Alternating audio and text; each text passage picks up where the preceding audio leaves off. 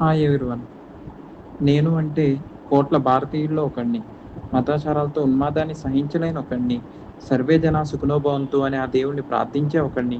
శాంతి సఖ్యతే ప్రాధాన్యంగా యుక్తి శక్తులను అదుపు చేసుకుంటూ వసుదైక కుటుంబంగా మెలుగుతున్న మనలో ఒకడిని.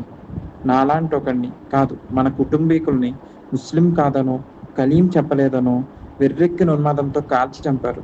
వారి ధైర్యం, మనది శాంతియుత దేశం, అలాంటి చావు గాని, అంతటి వైలెన్స్ గాని మనం చేయలేమనేగా.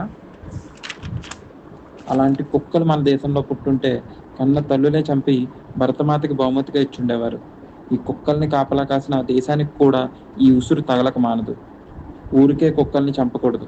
వారిని పోయే ముందు ఒక శ్లోకమో, వేదంలో వాక్యమో చెప్పలేదని కాల్చి చంపాలి. కాదు కాదు, ఫ్యాంటు విప్పి కోసి చంపాలి. నేను దేని గురించి మాట్లాడుతున్నానో మీ అందరికీ తెలుసు. 4 రోజులు అయ్యాక అయితే గుర్తు చేయాలేమో. నిద్ర లేవండి మిత్రులారా.